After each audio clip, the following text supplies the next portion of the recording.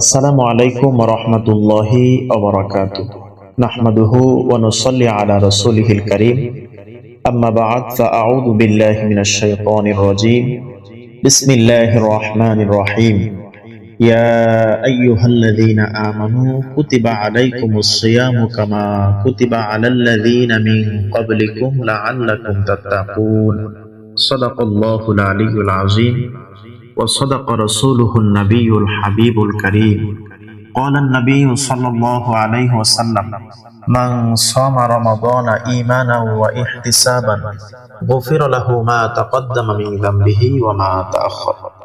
সম্মানিত দর্শক শ্রোতা মণ্ডলী, দেশ এবং প্রবাসে দূরে কিংবা কাছে যে যেখান থেকে আমার আজকের এই ভিডিওটি দেখছেন অথবা পরবর্তী সময় দেখবেন, সবাইকে জানাই পবিত্র মাহে রমাদানের শুভেচ্ছা ও আন্তরিক মোবারকবাদ। পবিত্র মাহে রমাদানের গুরুত্ব, তাৎপর্য ও ফজিলত সম্পর্কে আপনাদের সামনে কিছু কথা বলবো।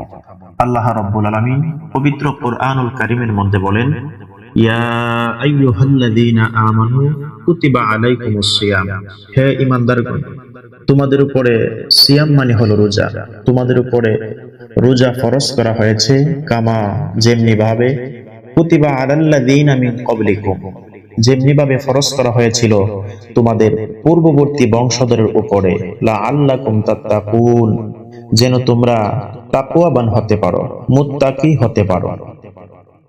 এই রমজানের রোজা মানুষের দেহের ভিতরে 10টা বড় বড় রোগ আছে। এর মধ্যে অন্যতম একটা রোগ হলো রিয়া নামক রোগ। মানুষ একটা আমল করলে এই আমলটা মানুষকে দেখানোর জন্য যে মাধ্যমটা প্রকাশ করা হয়, এই মাধ্যমটাকে রিয়া বলা হয়। আর এই রিয়া নামক রোগ মানুষের নেক আমলকে ধূলিসাৎ করে দেয়, ধ্বংস করে দেয়। তাহলে রমজান রোজা যদি কেউ রাখে, তাহলে এই রিয়া নামক রোগটাকে রমজানের রোজা ধূলিসাৎ করে দেয়। আমরা অনেক সময় দেখা যায় যে 10 মিনিট 15 মিনিট নামাজ পড়ে, এই নামাজটা মানুষকে দেখায় দেখায় পড়ি যে আমি নামাজ পড়ছি, যে আমি যে কোনো একটা আমল, যে আমি আমলটা করছি, এটা মানুষকে দেখায়। অথচ এটা থেকে আমাদের শিক্ষা নেওয়া উচিত যে সুবহে সাদিক থেকে সূর্যাস্ত পর্যন্ত আমরা এই অনাহারে থাকলাম, আমরা সমস্ত পানাহার থেকে বিরত থাকলাম আল্লাহর সন্তুষ্টির জন্য। এটা কোনো মানুষকে দেখানো যায় না, এটা মানুষকে বোঝানো যায় না যে আমার পেটের ভিতরে কতটুকু খিদা, আমার গলার মধ্যে কতটুকু তৃষ্ণা, এটা মানুষকে বোঝানো যায় না। কারণ রোজা হলো শুধুমাত্র আল্লাহর জন্য। আস-সাওমু লি ওয়া আনা আজজি বিহি, রোজা হলো আল্লাহর জন্য, আর এই রোজার প্রতিদান স্বয়ং আল্লাহ দান করবে। তাহলে এই রমজানের রোজা সুবহে সাদিক থেকে সূর্যাস্ত পর্যন্ত আপনি রোজা রাখলেন, এই কষ্টটা কাউকে দেখাইতে পারলেন না, তাহলে 10 মিনিট 15 মিনিট নামাজ পড়া এটা মানুষকে দেখায় কোনো ফায়দা নাই, কোনো লাভ নাই। অতএব আপনার যা কিছু আছে সবকিছু শুধুমাত্র আল্লাহর সন্তুষ্টির জন্য হবে। ইন্না সলাতি ওয়া নুসুকি ওয়া মাহইয়ায়া ওয়া মামাতি লিল্লাহি রাব্বিল আলামিন। আপনার সব আমল, সমস্ত কিছু শুধুমাত্র আল্লাহর সন্তুষ্টির জন্য হবে। তাহলে আমি বলতে চাচ্ছিলাম যে মানুষের ভিতরে যে রিয়া নামক রোগ আছে, এই রোগের মহা ঔষধ হলো পবিত্র মাহে রমাদানের রোজা। কেউ যদি এই পবিত্র মাহে রমাদানের রোজা রাখে, তাহলে তার ভিতরের যে রিয়া নামক রোগ, এই রিয়া নামক রোগটাকে রমজানের রোজা ধূলিসাৎ করে দেয়, ধ্বংস করে দেয়। সুবহানাল্লাহ। রাসূল পাক সাল্লাল্লাহু আলাইহি সাল্লাম বলেছেন, মান সামা রমাদানা ঈমানান ওয়া ইহতিসাবান গুফিরা লাহু মা তাকদ্দামা মিন যামবিহি ওয়া মা তাআখার। কেউ যদি পবিত্র মাহে রমাদানের রোজাগুলি ঈমান ইহতিসাবানের সাথে রাখে, তাহলে আল্লাহ রাব্বুল আলামিন তার পূর্বের গুনাহগুলো মাফ করে দিবেন। সুবহানাল্লাহ। এখন আসেন ঈমান ইহতিসাবান কি? রোজা কবুল হওয়ার প্রথম শর্ত হলো হালাল বস্তু দ্বারা সেহরি এবং ইফতার করা। যদি আপনি হালাল বস্তু দ্বারা, দ্রব্য দ্বারা সেহরি এবং ইফতার না করতে পারেন, তাহলে আপনার রোজাটা ঈমান ইহতিসাবানের সাথে আদায় হবে না। আপনাকে ঈমান ইহতিসাবানের সাথে রোজা আদায় করতে হবে। 2 নম্বরে মিথ্যা কথা বলা যাবে না। এই জবান দিয়া কাউকে গালি দেওয়া যাবে না। আপনাকে যদি কেউ গালি দেয় তাহলে আপনি বলবেন যে আমি রোজাদার।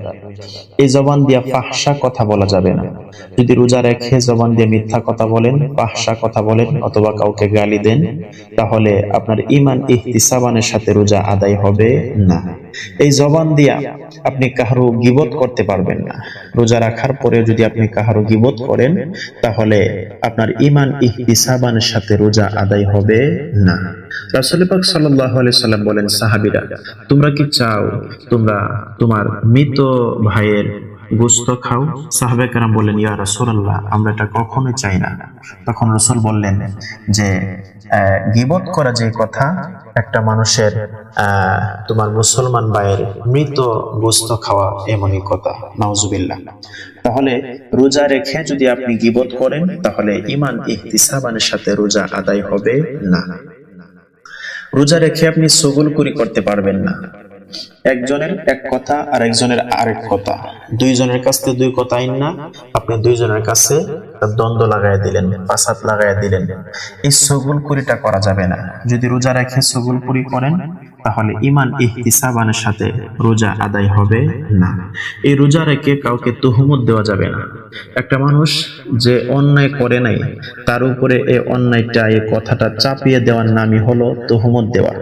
রোজা রেখে এই তুহমত দেওয়া যাবে না। যদি তুহমত দেন তাহলে ঈমান ইহতিসাবানের সাথে রোজা আদায় হবে না। আপনার চোখের রোজা রাখতে হবে। এই চোখ দিয়া অশ্লীল কোনো কিছু দেখা যাবে না। আপনার হাতের রোজা রাখতে হবে। এই হাত দিয়ে অন্য একটা মুসলমানকে কষ্ট দেওয়া যাবে না। হারাম কোনো কাজ করা যাবে না। পায়ের রোজা রাখতে হবে। এই পা দিয়ে এমন কোনো জায়গায় যাওয়া যাবে না যেটা ইসলামী শরীয়তের দৃষ্টিতে নিষেধাজ্ঞা আছে, এমন জায়গায় আপনি যেতে পারবেন না। আপনার হাতের রোজা রাখতে হবে, আপনার দেহের রোজা রাখতে হবে। রোজা রেখে মিথ্যা কথা বলা যাবে না, ফাহশা কথা বলা যাবে না। রোজা রেখে চুগলখড়ি করা যাবে না। রোজা রেখে গীবত করা যাবে না। আপনার হালাল বস্তু দ্বারা সেহরি এবং ইফতার করতে হবে। যদি আপনি এই সমস্ত কিছু মেনে চলতে পারেন তাহলে আপনার ঈমান ইহতিসাবানের সাথে রোজা আদায় হবে। আমি দোয়া করি আমার প্রিয় শুভাকাঙ্ক্ষী যারা আছে এবং সকল মুসলিম উম্মাহর জন্য আল্লাহ তাআলা যেন আমাদের সকলকে ঈমান ইহতিসাবানের সাথে রোজাগুলো রাখার তৌফিক দান করে। ওয়া আখিরি দাওয়ানা আলহামদুলিল্লাহি রাব্বিল আলামিন। আসসালামু আলাইকুম ওয়া রাহমাতুল্লাহি ওয়া বারাকাতুহু।